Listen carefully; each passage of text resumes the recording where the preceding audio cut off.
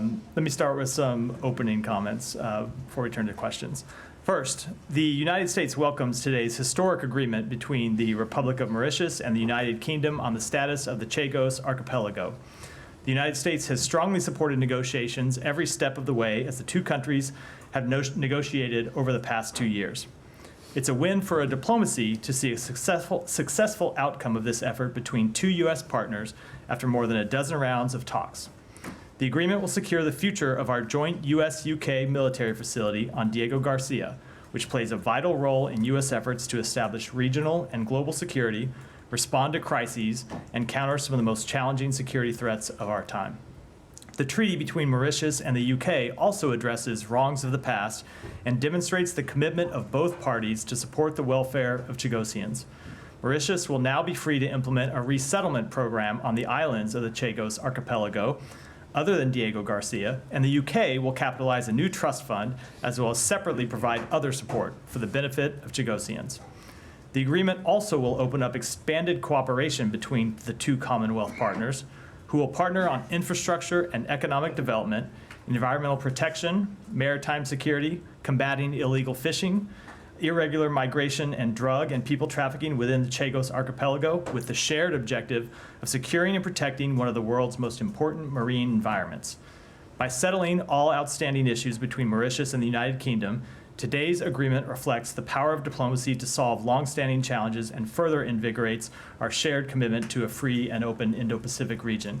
And I would just note that Secretary Blinken discussed this a number of times in recent weeks with officials from both Mauritius and the United Kingdom, including on our trip to the United Kingdom 3 weeks ago, including in conversations with Foreign Secretary Lamy last week in New York, and another conversation this week, as well as a conversation with the Prime Minister of Mauritius last week, while a phone conversation while the Secretary was in New York at the UN General Assembly, so especially welcomes this agreement.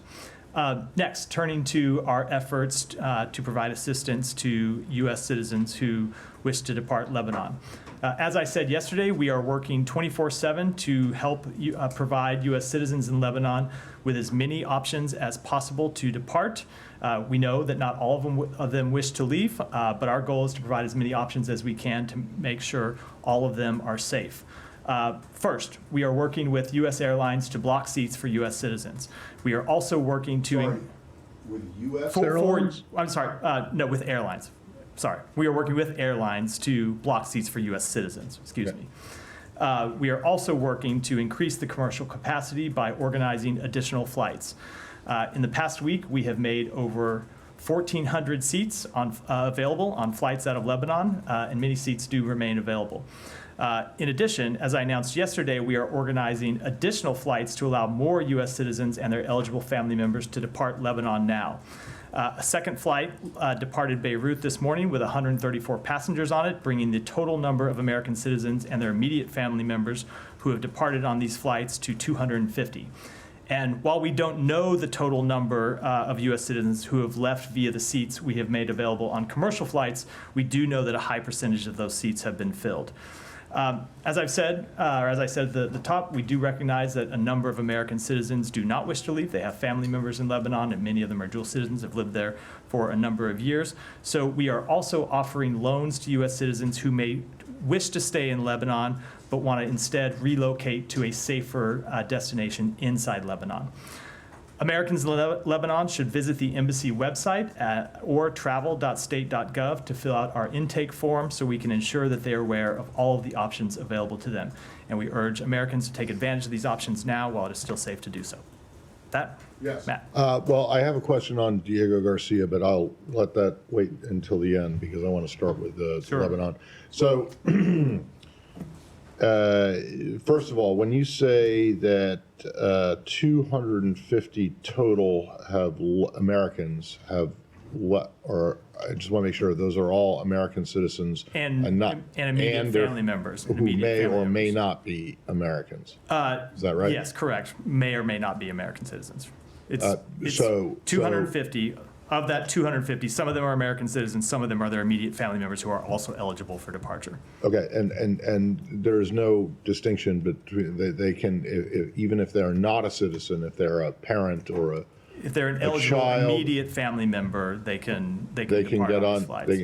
and these are the flights that you guys have organized. Correct. That are not on Middle East Airlines. Correct. Okay, so you're probably aware that, that later this afternoon, there's going to be a news conference in Michigan with the Arab American group is organizing it. They say, at least, that they're going to announce a class action lawsuit against the U.S. government, but in particular the State Department for not doing enough. Now, the suit hasn't been filed, and yet, at least that I know of, and even after it's filed, I know that you were just going to defer to the Justice Department.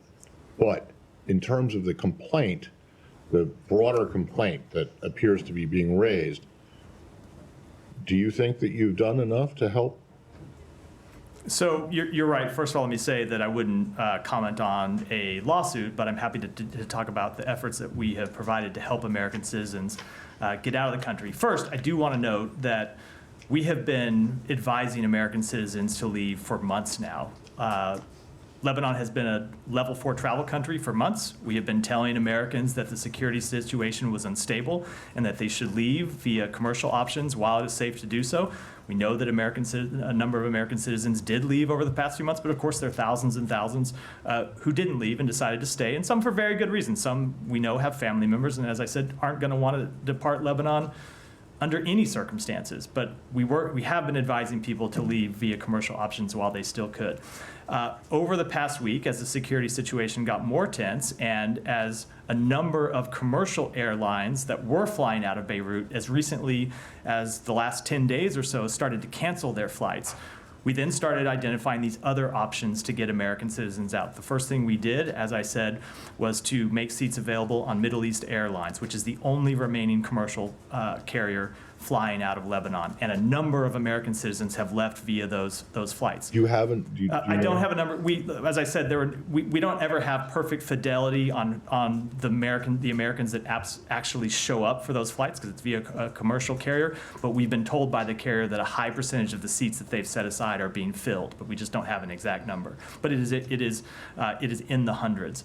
In addition, to supplement the seats available on Middle East Airways, we started yesterday organizing our own flights, and we had a flight with 300 seats available yesterday, and around 120 people went out on it. We had another flight with 300 seats available today, and a little over 130 people went out on it. We're going to continue to organize those flights as long as the security situation is challenging, as long as there aren't sufficient commercial options available, and as long as there's demand. So what we have tried to do is be responsive to the situation as it changes. So when there were ample commercial flights available, we were urging American citizens to take them. When the number of commercial flights shrunk, we first worked with the remaining carrier to make seats available. And when we found that there were still more American citizens that wanted to leave, we organized our own flights, and we'll continue to do everything that we can to help American citizens who want to leave get out safely. Okay. One of the other complaints that's been raised is that the cost of a seat on one of these planes, particularly on Middle East Airlines, is just exorbitant. People can't afford it. So one, if you are an American citizen who wants to leave Lebanon on one of these MEA flights and can't afford it, can you go to the embassy and get an emergency loan to pay for that seat and for the seats of your immediate eligible family members? So I don't know if you can get a loan from the embassy for a seat on the Middle East Airways flight. I'm happy to check on that. But and any individuals who have that question, if they register with our website, either the one I outlined before or the embassy, people will be able to answer that question directly for them, look at their exact circumstances. I will say, yes, we know that the price of the flights on Middle East Airways have been extremely high. It's what you would expect in a situation where they're the only carrier that remains flying. And we know that's very difficult for some people. But I will tell you, that's one of the reasons why we organized our own flights, because we do recognize that a number of people just can't afford to pay those flights. And while the cost varies on the flights that we have organized, the most that any American will pay for a seat on those flights is $283. And if they can't afford $283, if they don't have $283, we will provide them a loan from the U.S. government for the cost of that ticket on board one of the flights that we have organized. So we would urge any American citizen who wants to leave to take the advice that we are offering to register with our website, and we will reach out to them about flights that are available and work with them to try to get them on a flight they can afford. And those flights that you've organized are to where? Do you know? The two flights that have left so far are to Turkey. The flight that left yesterday, the flight that left earlier today are to Turkey. If we have additional Turkey meaning Istanbul. and people can always obviously move onward from there. If we make flights available to additional destinations, I will update you Okay. after those flights have The taken last place. one, extremely briefly, just you said at the very top, you made 1,400 or arranged for 1,400 seats available. Those are on MEA, right? Correct. The 14, Correct. and then on top. Okay. Correct. Thank you. Yep. All right. Thanks, Matt. Just to take a step back, American officials, including from this building, had in previous months expressed doubts and concerns that Israel could sustain military engagements on two fronts, in Gaza and in the north. Has that assessment changed? No, it certainly hasn't changed. I mean, if you look at our assessment was, I will say, a little more complex than that. It was not just that they would have a tough time sustaining a major military operation in Gaza and a major military operation in the north. It's also that additional escalation in the north was potentially destabilizing on the West Bank, and they would ultimately find themselves in a number of different confrontations. So that continues to be our assessment, that the longer conflict goes on, the risk you have of additional conflicts breaking out, and that is, puts the Israeli security services in an extremely stretched situation. Without betraying the confidence of diplomatic conversations, does the U.S. have a clear picture of Israel's goals in the north in terms of how long they might stretch in time or geography? We have discussed those goals with them, but obviously it's, I think, appropriate for them to speak to them publicly, not us. Okay, and vis-a-vis Iran, similarly, without getting into what they might be targeting or what kinds of operations may be considered, does the U.S. have clarity on what Israel is considering doing, especially because steps that they've taken in the past have come with little advance notice and nonetheless require the U.S. to engage on the deterrence or defensive front thereafter? Sorry. We are having ongoing conversations with them about the options that they are considering, but I'm going to keep everything about those conversations private. But you have clarity on their planning? We have ongoing conversations with them. I just don't think it's appropriate for me to get into any level of detail, even about the types of things they're considering or the types of consultations that we are having. Have they taken nuclear sites off the table following the I'm president's? just not going to go beyond what I've said. Okay. Does the U.S. believe that Israel striking nuclear sites would lead to a broader war? So the president spoke to this yesterday, made clear that we do not believe they should strike nuclear sites. I don't want to deal with a hypothetical question beyond that. I mean, it's not really a hypothetical. It's an event like, that has not happened, so I don't want to. Like, is a consequence of that? It is an event that has not happened. I don't want to talk about potential outcomes. Okay, but if there is a chance for Israel to lessen Iran's breakout time from a matter of weeks to a matter of months or years, does that not make them a less potent foe and lessen the likelihood of a regional war? It's just, Again, we are well into the realm of hypotheticals and playing out scenarios that have not occurred. I don't think it's appropriate for me to get into that level of speculation from this podium. okay, and last one. Is there today any sort of messaging from the U.S. that it will condition future arms deliveries to Israel on a circumscribed incursion into the north and a minimizing of civilian casualties there? So we have made clear from the start that we are committed to the defense of Israel and that we will remain committed to the defense of Israel. Our security partnership with them dates back decades, and we expect it to continue well into the future. We are also having conversations with them about the shape of that campaign, the scope of that campaign, what their targets are going to be, but I don't want to get into beyond that. Thank you. Just to follow up on how Israel could potentially respond to the attack that we saw on Tuesday. The president today did leave the door open to Iran Israel going after Iran's oil reserves.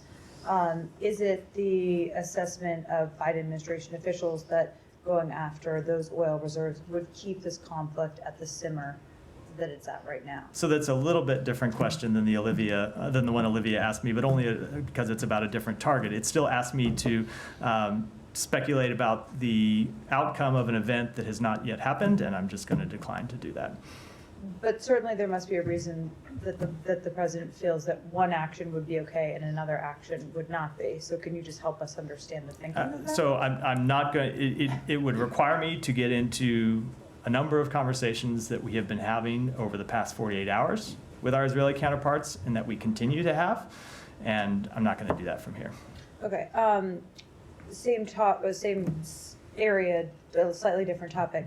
Lebanese foreign minister told CNN today or yesterday that Hassan Nasrallah, before he was killed, had actually agreed to the 21-day ceasefire that the U.S. had been putting together last week. Is that accurate?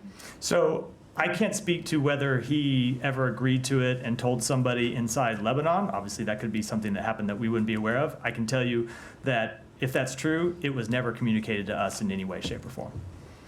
And you guys met with, Secretary Blinken met with Lebanese officials. He did. in New We were York having a number And of specifically discussed this 21-day ceasefire. we were having a number of conversations with Lebanese officials as well as with others in the region. And I can tell you, at no time was it ever communicated to us that Hezbollah had accepted a ceasefire. But they were giving you confidence that they might, but it wasn't necessarily from Nasrallah? So we were having a number of diplomatic engagements to talk about the proposals that we were going to put forward. Right. I think all of the parties were well aware of the proposals that we were going to put forward, but at no time in those conversations did we get a message that Hezbollah had agreed or was going to agree to it. Or Nasrallah himself? Yeah, or Nasrallah himself. Well, I mean, that one and the same. I wanted to come back to sort of the situation on the ground in Lebanon. So obviously these American citizens seeking the flights out, they're being caused to flee by these Israeli actions. You've talked about, what the Israelis have said to the U.S. about, limited incursions into southern Lebanon. But we've sort of seen there is a ground operation and there's also an aerial operation with a lot of bombing going on in Beirut. How do you kind of characterize what Israel is doing? Is this a full-scale war against Lebanon as a state? It seems to be broader than just these limited incursions and targeted bombings to take out Hezbollah leaders. So they continue to target Hezbollah leaders and target Hezbollah officials and Hezbollah militants, and all of their strikes, at least as far as we are aware, and if there are strikes of targeting other officials inside Lebanon, we'd certainly welcome that information. But nothing that we have seen as of yet leads us to conclude that they are doing anything other than targeting a terrorist organization, Hezbollah, that had launched strikes and was continuing to launch strikes against Israel, including in the last few days. So everything that the Israeli, all the elements of the Israeli operation within what you just said those have the green light from the U.S. Like, we're okay with this. Doesn't go beyond, I guess, red lines is not a word we like to use. It's not to speak to any one individual strike, because it is not like we are sitting and approving individual strikes, but we do approve of the Israeli government defending itself and defending its people from a terrorist organization that has continued to, that began this conflict with them on October 8th, forced tens of thousands of people to flee their homes, also has been a destabilizing force in Lebanon. We do support them taking military action to bring those terrorists to justice. But the position last week when you were calling for a 3-week ceasefire is that there's no longer a call for a ceasefire? We do ultimately want to see a ceasefire and a diplomatic resolution, but we do think it's appropriate that Israel at this point is bringing terrorists to justice and trying to push and launching these limited incursions, what at least at this point are limited incursions, to try and push Hezbollah back from the border. But this is having the impact of sending civilians who have no connection to Hezbollah, Americans,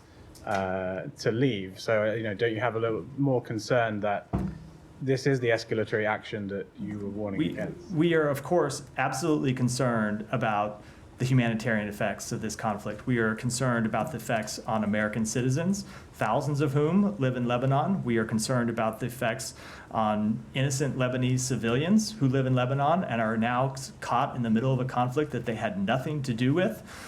It's why we are ultimately working for a diplomatic resolution, something that we had been working to for some time. It's why we're continuing to support humanitarian assistance for the Lebanese people. It's why we're organizing the Ways to Depart Lebanon that I spoke to at the beginning of this briefing. But ultimately, you do have a security situation that was untenable for Israel. And by the way, it's a security situation that was untenable for Lebanese civilians in southern Lebanon who had been forced to flee their homes too. So Israel at this point has launched what they have described, and we're going to watch and see, but what they have described as limited incursions across the border to try and push Hezbollah back so 1701 can ultimately be implemented. We're going to see how that unfolds over the coming days. Ultimately, our goal is a diplomatic resolution, and where we want to see this go is UN Security Council 1701, which was adopted some years ago and has never been fully implemented, so you have security on both sides of the border and the ability for Lebanese and Israeli civilians to return to their homes. Right, but you talk about a diplomatic solution, but what's going on at the moment is a war, right?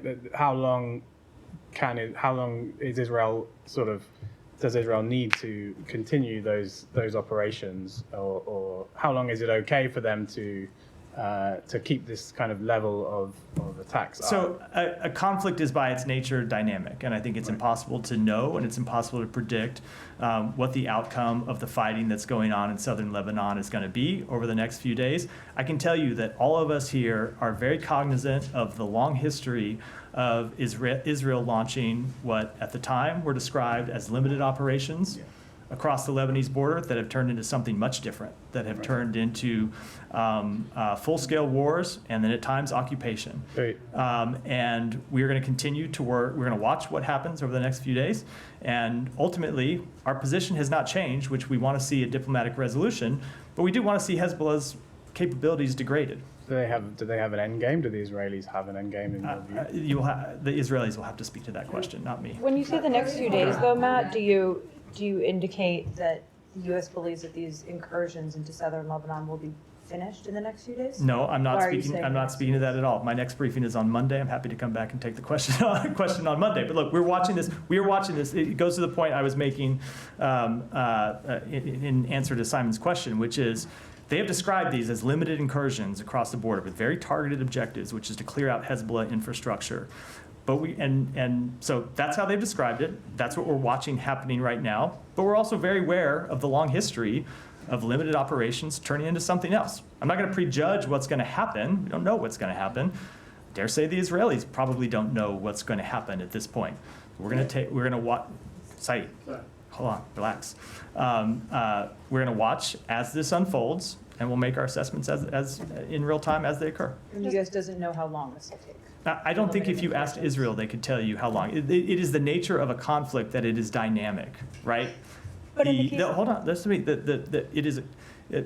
Unpredictable things happen in conflicts. The enemy responds in a way oftentimes that you don't expect. This isn't to prejudge any possible outcome. It's just to say it's a fluid and dynamic situation. And I think all of us ought to be cautious in pretending to say that we know exactly how it's going to roll out. But in the case of Gaza, which was not that long ago, Matt, you were pressing the Israelis to articulate a plan or a vision for governance for what comes next. Are you doing that the same in the north or not? We are having very detailed conversations with them about that. I would never read my unwillingness to talk about those conversations publicly to mean that we are not having them privately. Just to follow, you said maybe the Israelis don't know what's going to happen. Is it okay for a country with using U.S. weapons to go into a conflict with no You are way out? completely misinterpreting what I'm saying. When I say that they cannot know what's going to happen, the point is that oftentimes when you begin a conflict, you do not know how it's going to go. You should at least have- It's not to say they don't have a plan. It's not to say that they don't have objectives.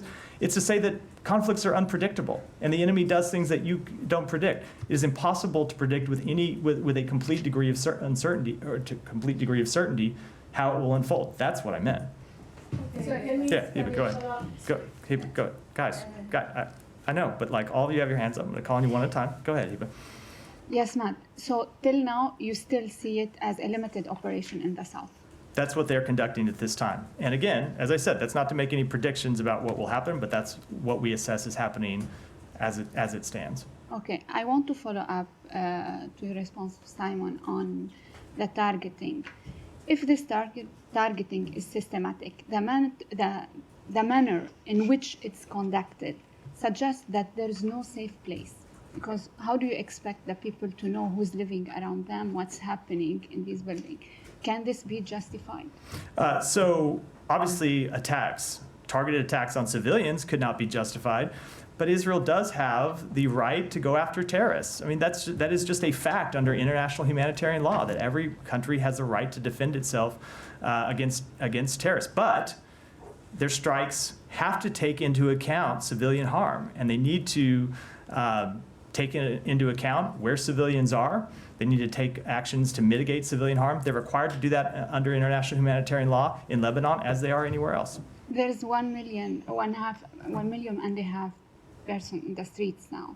They don't have a place to go, and the way it's conducted now, you may have more people in the streets, because how do you expect the people to know who's living in this building and what's happening? It's not only some places, I don't know.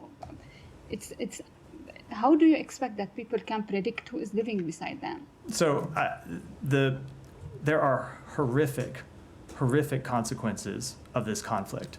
It's why we ultimately want to get to a diplomatic resolution. This is a security situation that has plagued Lebanon for years, and you obviously know the long history well, which is Hezbollah has been a destabilizing force that has attacked not just Israel but has attacked Lebanese civilians and has put the entire region in this untenable situation where after October 7th they began launching attacks on Israel that forced tens of thousands of Israeli civilians to move.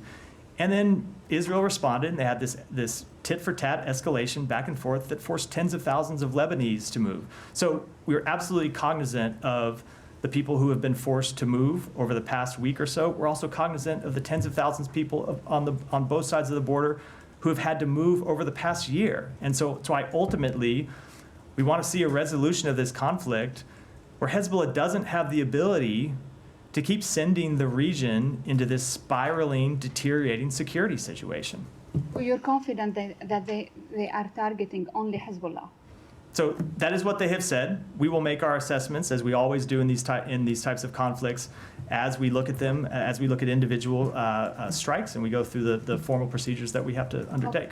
Okay, you said that the secretary is in contact with the Israeli, and you've been in contact with the Lebanese officials. According to many Lebanese officials, that there has no communication with them since the assassination of the Secretary General of Hezbollah. You specifically spoke about the role of the state, the army, and other factors. Can we now conclude that you are waiting to see what unfolds on the ground before making any decisions? What do you mean, any decisions? I mean, who you are in contact with? We have been in contact with a number of Lebanese officials, not just at the State Department, but from across the government. I can't speak to individual conversations here, but that's not accurate to say that we've not been in contact with Lebanese officials. We have been. In the last few days? Yes. Okay, one final question. When today Kata'ib Hezbollah, after what the president responds to the question on the possibility on attacking the oil sites in Iran, Kata'ib Hezbollah put out a statement: if the energy war starts, the world will lose around 12 billion barrel of oil. And as Kata'ib Hezbollah said before, either everyone enjoys the oil or everyone is deprived. Does that concern you? Again, I'm not going to speak to hypothetical scenarios. We are consulting with Israel about their response, and we're going to keep those consultations private.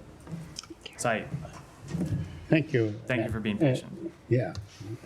Just to follow up on, what Kylie said about the Lebanese foreign minister saying that Hezbollah agreed and so on.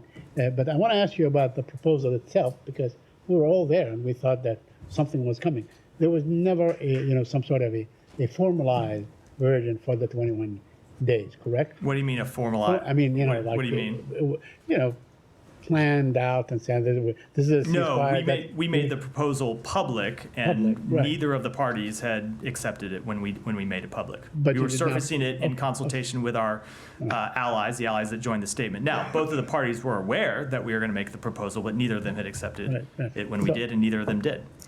And my question is also on what you said. You say that you support Israel's limited incursions and so on. You support this operation, and you're in a way reconciled to the fact that this war could blow way out of proportions. Citing what happened in 1982 an incursion that went on to be an 18-year occupation, and so on. So, which is it? I mean, are you reconciled to this fact, or do you want to push for a diplomatic solution right now? I mean, before things get out of hand. So we do ultimately want to see a diplomatic resolution, but we also think it's appropriate that Israel takes steps to try and deal with what has been an untenable security situation, both for them and for the Lebanese people. Okay. So let me ask you: do you, now that we are really on the brink of maybe a major war, you think that this administration, the Biden administration, missed an opportunity by not rejoining the GCPOA? So if you recall, Saeed, and I assume you were here in 2021 and of course, 2020. I was, yeah. I wasn't, but I think you were here I was here. We were all here. during the law, and probably heard from Ned a number of times about this situation. Right. We made clear from day one of this administration that we believe diplomacy is the best way to achieve a solution to Iran's nuclear program. And in 2021 and 2022, there were multiple efforts to return to the JCPOA after the previous administration's catastrophic decision to withdraw from it. We approached that process in good faith. We worked with our allies and partners on it, and ultimately, Iran wasn't serious about the process, and they demonstrated that by walking away from it in 2022. Now, on the issue of the war in Gaza, I mean, you always say Israel's right to defend itself, and that's fine. A sovereign state can defend itself. But also, Israel uses the euphemism or the pretext, whatever you want to call it, of saying that there are human shields and so on. So conceivably, these are not regular. I just missed the pretext of what? And the pretext of continuing its attacks and so on populated neighborhoods and many places, saying that there are militants.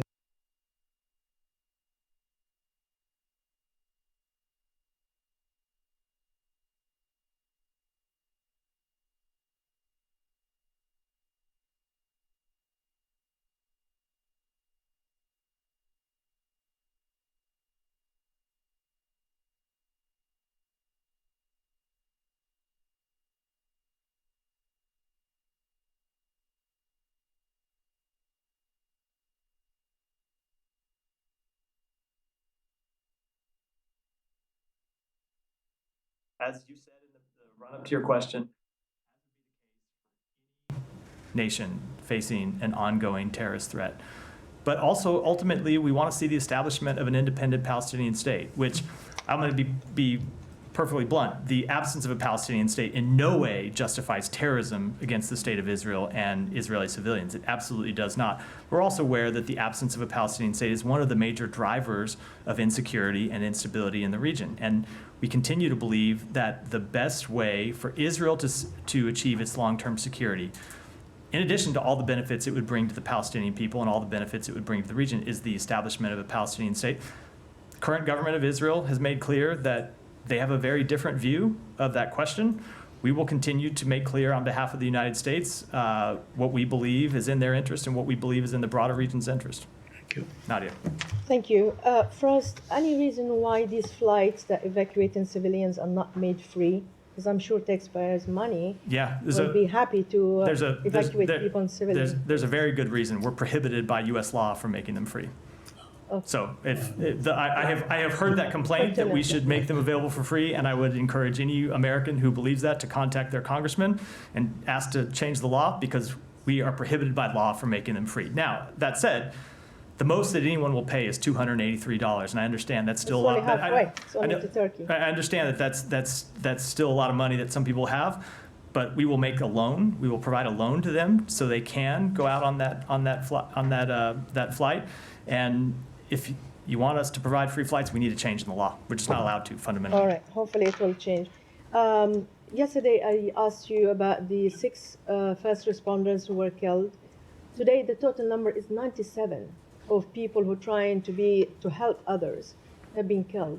So do you believe that Israel is taking every precaution to avoid people like first responders, doctors, people on the front line who are trying to help people who are wounded or evacuated? I cannot give you an assessment of the strikes they have conducted over the past few days. I can tell you that that is the type of thing that requires us to take a very detailed look at the facts and the law and the circumstances. I can tell you when, after a considered period of time in the conflict in Gaza, we looked at the number of civilian casualties, including first responders, including aid providers, including humanitarian workers. We did find that it was reasonable to assess that Israel had, in certain incidences, violated international humanitarian law. But it takes time to look at the collection of incidents to come to an overall judgment of that nature, let alone a specific judgment on any one strike. Okay, Lebanese health minister said today that Israel accusing Lebanon of hiding rockets in hospital is pure propaganda. Does the U.S. assess that actually there are rockets or no rockets in hospitals in Lebanon? I don't which have we it. heard in Gaza. Sorry, I don't have any assessment to provide as it relates to the presence of rockets in But will you hospitals. look into it? Because the US So that potentially requires me to offer you an intelligence assessment. Even if I look into it, doesn't mean I can come to here and speak to it from the podium. I may be able to, may not be able to, but I'm not going to promise I'm going to be able to offer an Okay, assessment from here. sure, because they give us assessment of other things. One following question, so I give others the chance to answer. There was a clip that's been circulating on the social media that your former colleague Ben Rhodes has retweeted, and that's of Prime Minister Netanyahu testifying in Congress 22 years ago, saying basically, and I'm sure you saw it or maybe you will see it, if we get rid of Saddam Hussein, everything, the whole Middle East will be great. And we know how the Middle East turned out to be. So do you see a scenario now where Netanyahu is saying if we just got rid of Hezbollah and Hamas, the whole Middle East will be great? Do you see similarities between the two I'm just historical I'm just not going to comment. relevance? I'm not going to comment on something that the prime minister said years and years ago. There's But not. you support him now in his just mission. let me finish. There's an obvious difference between targeting a terrorist organization and targeting a state. I'll say that we do believe they have the right to target a terrorist organization that has been attacking civilians in its. Can I have a clarification on the flights? Just the flights. Because I remember when we worked for the UN, we were getting transported by American military planes, the C-130, C-17s from Amman to Baghdad and so on. I mean, Was that the and case? free. I mean, it's just, So I have no idea the circumstances all right, of the I'm flight you're just saying- talking about. I can't all right. possibly speak to that. Tom? Just back on the question about the health workers being killed in Lebanon. Did you ever get clarity on whether this American who was killed there the other day was a full-on citizen or? So speaking of An LPR. Kamel Jawad, Yeah, I yeah. think his family has they put out a statement now. yeah. But I'm just wondering what his. So we continue to look into it. I can tell you that the information that we had yesterday, we could not verify that he was a U.S. citizen, and we believed he was a legal permanent resident. I've seen now that the family has described him as a U.S. citizen. That may very well be true.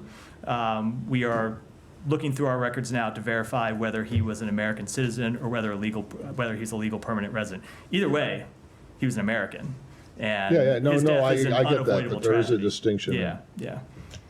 So that review is still underway. Yeah, we're looking to, I hope to have some information by the end of the day, but we haven't determined definitively one way or the other. But as I said, Okay. either way, he's an American, and his death was a horrific tragedy, and I think I said unavoidable. His death was a horrific tragedy, and we offer our sincerest condolences to his family. Can I just press you a bit more on this, the reports of this strike on in Bashura in Beirut overnight, which is a very residential area. Reportedly, Hezbollah linked the Islamic Health Organization, in which local reports say 9 people were killed. I mean, have you got any assessment on that or any more information? I don't. Obviously, we want to see hospitals and healthcare facilities protected. I don't know any of the underlying circumstances related to that strike, so I certainly can't speak to it. Because it feels like the phenomenon we saw in Gaza of healthcare facilities being targeted may now be happening in Lebanon. And so, the bar under international humanitarian law is extremely high. So I wondered, how closely you're looking at this and what conversations you're having with the Israelis about it. So I just can't speak to the circumstances of the strike because I don't know. But I will say, when it comes to Gaza, there are circumstances where not the Israeli government, but the United States assessed and had definitive evidence that Hamas was operating outside of hospitals and had built bunkers underneath hospitals.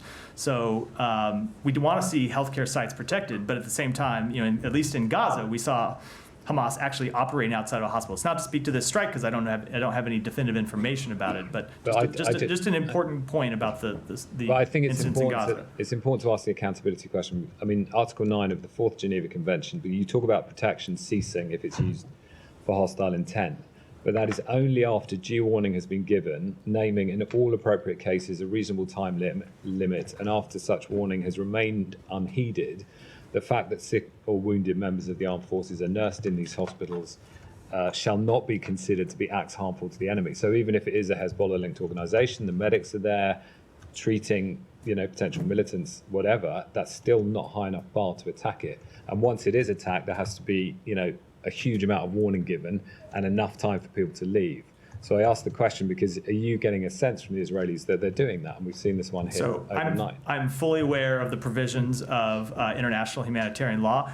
I just don't have the underlying facts about this strike and why they made this strike and what they believe they were hitting and what they actually hit. Okay, and Chagos Island, are we going to come back to that? Yeah, we'll come back to it. Okay, thank you. Yeah, thank you, Matt. I do note the BBC's interest, so I'll definitely. I was going to come back to that, but I'll come. I'm already noting your interest. We'll come back to that as well. Are you considering the other UK-based outlet raises their hand as well? Go ahead. Are you considering providing humanitarian aid to Lebanon at this time? We are providing humanitarian aid. We are the largest humanitarian aid to the Lebanese people, have been for some time. We're working with a number of international humanitarian organizations. We want to make sure that there is enough aid to make it to the Lebanese people, and if we need to look at additional investments, we will of course do that. And regarding the Lebanese army, are you considering to providing them with the arms and the munitions to empower them to implement UN Security Council resolutions 1701 and 1559? So we have supported the Lebanese armed forces for some time. I don't have any additional announcements. And on the presidential elections, are you pressing the Lebanese leaders to elect a new president at this time? We have made clear for some time that we think the Lebanese government needs to overcome the dysfunction in the system. One of the primary instigators of that dysfunction being the Hezbollah veto over who the next president would be and elect a president. And through your contacts with the Speaker of the House, did you feel like he's moving forward in this? I wouldn't want to get into those conversations in detail. Thanks. One more, and let me try to go to a few others. A few other topics before I come back to Chagos and Rap, because we've been going for a while. Thank you, Matt. Just want to ask you about a comment you made earlier about that the ceasefire is still your goal, but you are supporting the incursion, ground incursion, to target a terrorist organization positions in the south, as you mentioned it. But what is needed to be achieved in the ground, so then the priority will be the ceasefire? So I'm not going to offer an assessment today of where the operations that the government of Israel has launched, where they are going to go.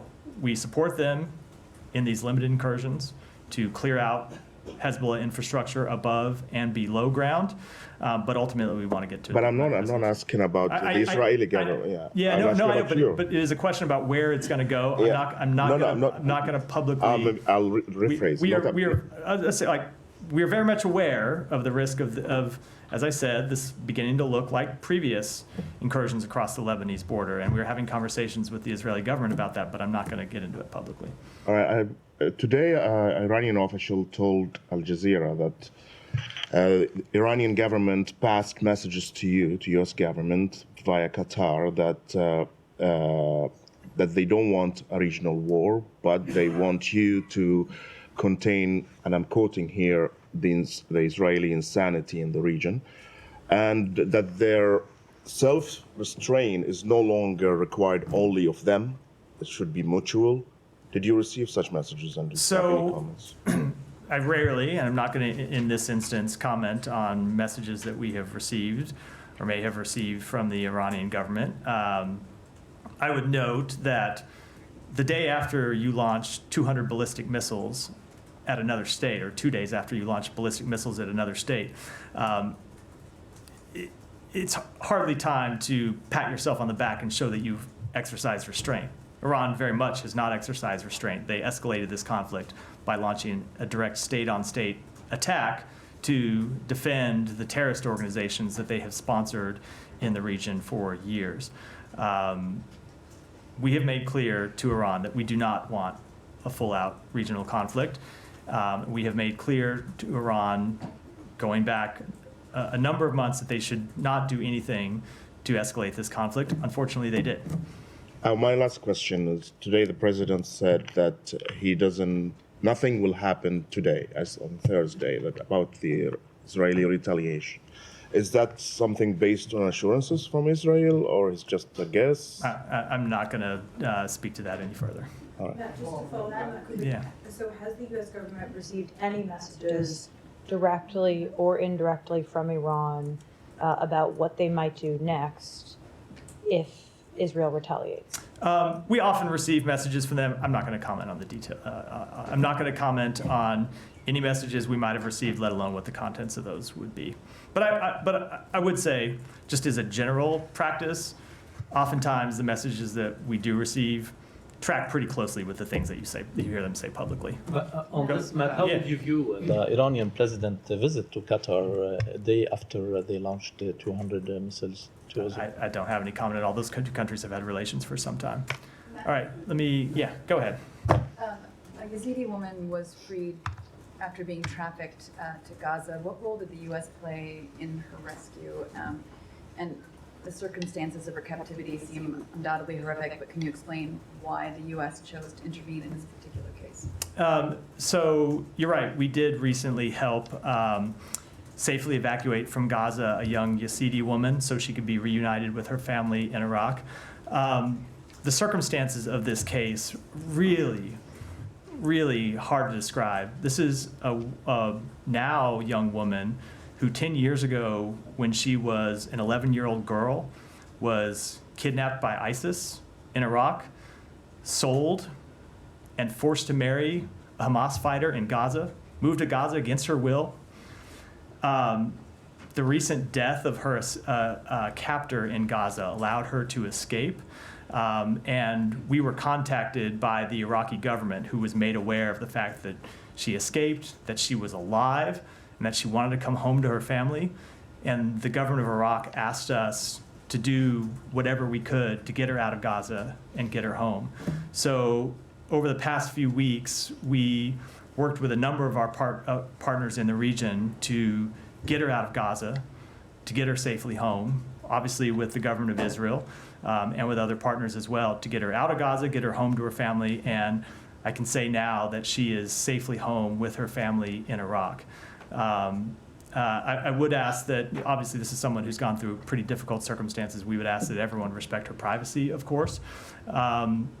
But I would say in a number of times over the past nearly 12 months, we have been able to get people out of Gaza. Obviously, our first priority is always the safety and security of American citizens. And when we're working to get people out, we always work first to get American citizens out.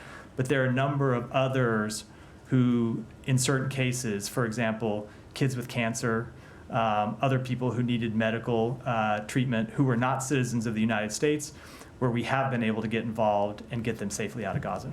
Can you explain a little more when you say work with your partners to help in the rescue? Can you speak a little more to the specific role that U.S. played as far as the embassy? I can't really get into the full details. I can say she had already made it out of captivity herself inside Gaza after her captor had been killed. Remember, she was married to a Hamas fighter. We found out about the situation from the government of Iraq, who asked for our help. We then worked with the government of Israel to get her out of Gaza and get her safely home, working with other countries in the region. But I really can't go into some of the underlying details. Yeah. Go ahead. Just following up on this question, is that the only case that you're aware of that the Yazidi girls are in Gaza and in that area? Because there are about 2,600 Yazidis that are missing, and I'm sure that the US government are helping the Iraqi government to rescue them. Yeah, so the secretary has spoken to this on a number of occasions, that you're right, it is somewhere around 2,600 who remain missing and unaccounted for. We obviously don't know where all of them are. This is the only case that I'm aware of. There may be others who are in Gaza. We only became aware of this case because, as I said, the government of Iraq brought it to our attention and asked for our help. I'm not aware of any others. And, doesn't mean there aren't any, I'm just not aware. Yeah, and another question on the Iranian attack. After President Biden said today they are discussing a possible Israeli strike on Iranian oil facilities, the Iranian UN mission said anyone who's helping Israel attack Iran would be a legitimate target for Iran. So, and yesterday the Iranian president said that we are not seeking a war, but if Israel responding us and attacking us, we will attack them harder. So how do you see these comments? Is that something that you are taking or looking at when you are calculating a response to Iran? So the only thing I will say that is that we have made quite clear that we will defend against any attacks on U.S. personnel and U.S. interests in the region. I think I'll leave it at that. Let me do one more. Go ahead, and then I'm going to come back to the Chagos. Go ahead. So have you seen this report from the Times of Israel this morning and a few other outlets that the Lebanese military for the first time has been involved in a direct shooting conflict with Israeli forces?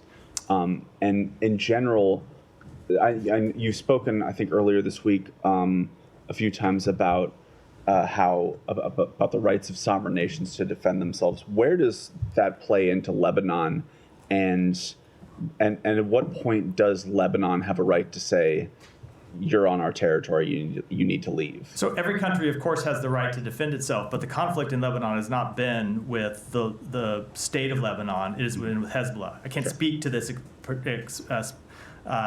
specific reported exchange of fire because I don't know the underlying details, but the conflict has not been with the state of Lebanon.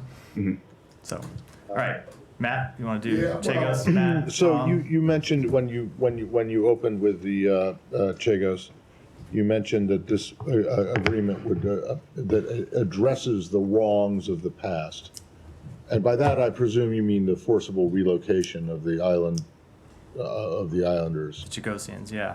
Yeah, but I don't believe, unless I'm completely wrong and you misstated this, that the people who were actually forcibly repatriated from Diego Garcia are allowed to go back to Diego Garcia. Is that correct? So I will let the UK and Mauritius to speak the details of it. Okay, but you said in your opening that they would be allowed to go back to islands other than Diego Garcia. I was about to answer that. I'll let them to speak to all the details, but my understanding of the agreement between these two countries is that they will be allowed to go back to other islands in the archipelago other than Diego Garcia, and that the UK is setting up a trust fund to help them with those relocations. Okay. But why is it that they can't go back to Diego Garcia? Is what's going on there at this joint UK-US military base so super ultra sensitive or controversial that people can't? I mean, I recognize it's not a very big island, and I also recognize that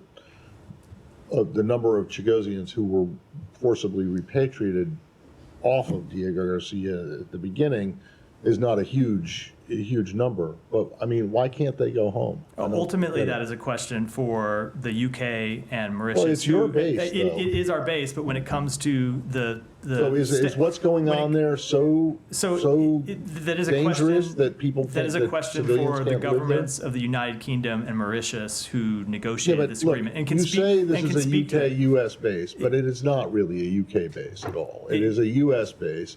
Yes, they have sovereignty over it and will continue to, or at least exercise Mauritian sovereignty over it. But this is your guys' operation there.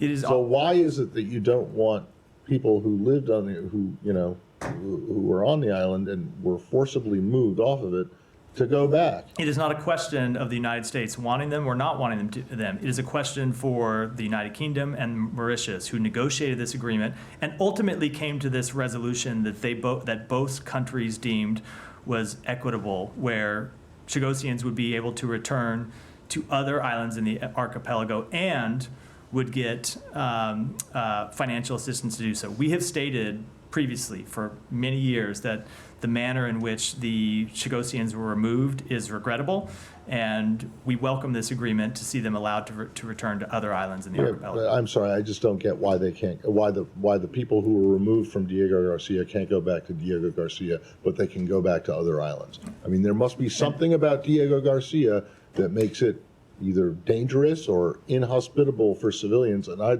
just think that people should know what that is. Look, obviously we have a base there, but when it comes to this exact question, it really is a question for those other two governments.